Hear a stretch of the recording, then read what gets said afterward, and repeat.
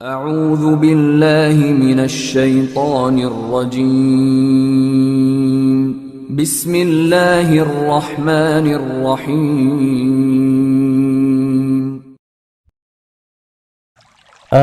Masalah mengucapkan Sayyidina untuk Rasulullah Shallallahu Alaihi Wasallam.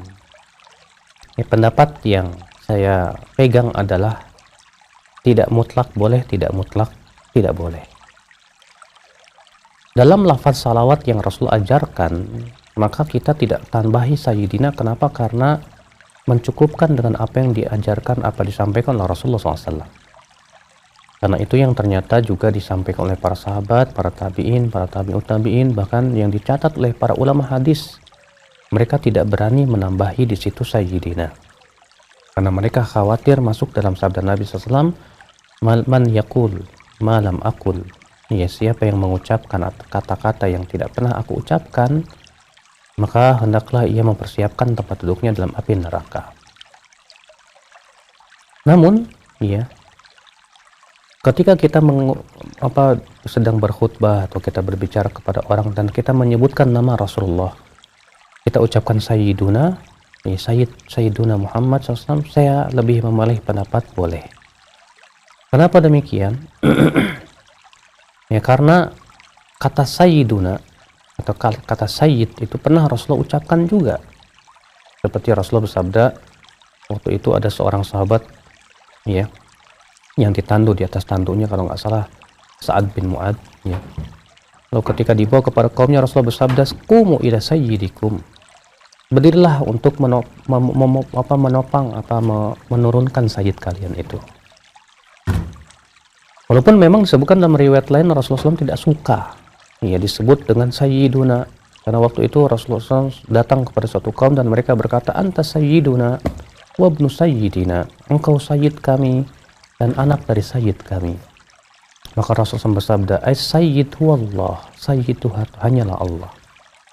Namun dijawab oleh para ulama bahwa ini yang tidak boleh itu adalah memutlakkan kata Sayyid sebagai sebuah kesempurnaan, karena itu hanya milik Allah saja. Iya. Adapun kita menyebutkan bahwa Rasulullah sebagai Sayyid dalam artian bahwa ia adalah Sayyidnya manusia, itu boleh. Karena Rasulullah sabda, "Ana Sayyidu waladi Adam." Ya, aku adalah Sayyidnya, ya, anak Adam, kata Rasulullah SAW. Wala fakhr, bukan sebagai sebuah kesombongan ataupun kebanggaan. Kalau sebatas mengatakan Sayyiduna, ya, dalam ketika kita berbicara, tidak apa-apa.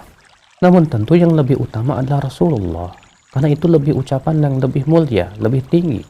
Makanya para sahabat membiasakan diri, ya, ketika mengucapkan Rasulullah itu Rasulullah dengan ucapan Rasulullah sallallahu alaihi wasallam. Itu yang dibiasakan oleh para sahabat, dibiasakan oleh para tabi'in, para tabi'ut tabi'in. Ya, adapun ucapan Sayyidina, ya, maka pada waktu itu jarang diucapkan oleh para sahabat.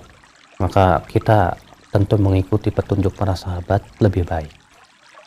Ya, maka dari itu, ya, kita mengucapkan Rasulullah itu lebih utama, atau Nabiullah itu lebih bagus. Ya, karena derajat Rasul dan Nabi lebih tinggi daripada derajat Sayyid. Ya, derajat Rasul dan Nabi itu lebih tinggi daripada derajat Sayyid, karena Sayyid itu dalam kalau diterjemahkan ke bahasa Indonesia artinya, ya, seorang tokoh, pemuka, ya. Maka dari itu yang namanya tokoh pemuka itu kan bukan hanya Rasulullah. Aisyah saja kita katakan Sayyidatu Aisyah, ya, Sayyidah Fatimah. Sayyidah itu artinya wanita, muannas dari Sayyid. Maka dari itu, ya akhi azakumullah, ya, Sayyid itu bukan kekhususan untuk Rasul, beda dengan Rasulullah. Kalau kita sebutkan Rasulullah lebih bagus. Kenapa? Karena derajat kerasulan lebih utama. Ya, kalau kita ucapkan Nabi Muhammad SAW lebih bagus daripada kata Sayyid. Ya, kenapa? Karena Sayyid itu bukan kekhususan untuk Rasul. Ya, karena kita juga panggil Aisyah Sayyidah Aisyah. Ya, demikian pula sebagian ulama juga dipanggil Sayyid, ya, Fulan bin Fulan. Tapi untuk dimutlakan sebagai su'dah yang betul-betul sempurna, Sayyid yang sempurna hanya untuk Allah Subhanahu wa ta'ala, wallahu a'lam. Adapun yang kedua, Masalah doa kunut siapa yang salah? Nggak ada yang salah, Pak. Cuman memang para ulama berbeda pendapat di dalam masalah menilai hadisnya. Kita terkadang mudah sekali untuk menilai ini siapa yang salah sebelum kita menilai diri kita sendiri. Para ulama berbeda pendapat tentang hadis yang diriwayatkan Abu Daud bahwa Nabi Shallallahu Alaihi Wasallam ya qanatal fajr hatta lam yajal yaqnut ya fi salatil fajr hatta faraqad dunya. Bahwa Nabi SAW senantiasa kunut di sholat fajar sampai meninggal dunia. Nah, para ulama berbeda pendapat tentang derajat hadis ini. Apakah hadis ini sahih atau tidak? Sebab perselisihan mereka adalah gara-gara seorang perawi hadis dalam sanad tersebut. Ada yang bernama Abu Ja'far Isa bin Mahan. Di mana Isa bin Mahan ini dianggap thiqah oleh sebagian ulama dan dianggap dhaif oleh ulama lain. Di antara ulama yang mensiqahkan Yahya bin Ma'in, bahkan gurunya Imam Bukhari ya, yang sangat berwibawa di hadapan Imam Bukhari bernama Ali bin Madini saja mensiqahkannya ya. Demikian pula beberapa ulama lain, termasuk Imam Syafi'i pun menganggap thiqah Isa bin Mahan ini, yang dimana atas dasar itulah Imam Syafi'i mensahihkan hadis tersebut ya.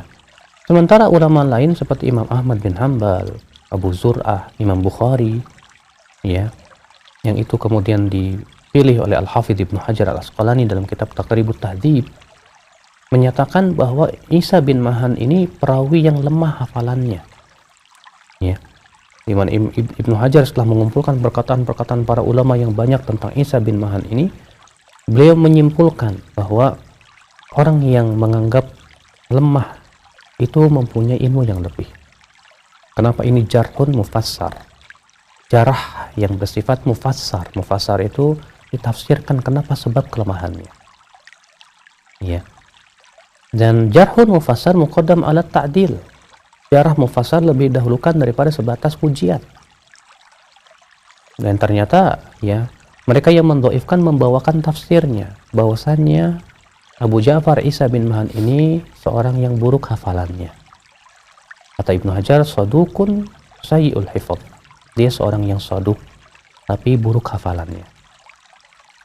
Dan pendapat inilah yang dibela oleh para ulama di zaman ini ya, di zaman sebelumnya juga, karena memang ulama yang mendhaifkannya ya telah menjelaskan sebabnya. Maka dari itulah pendapat yang mendhaifkan lebih dahulukan daripada pendapat ulama yang menganggap thiqah ya. Nah, kenapa kok mereka para ulama itu menthiqahkan? Ya, ulama itu kan menganggap thiqah seseorang itu sesuai dengan apa yang mereka pelajari dari hadis-hadis ya para perawi. Ya, ada yang sampai kepada mereka ternyata setelah dipelajari hadis-hadisnya kok bagus, menthiqahkan.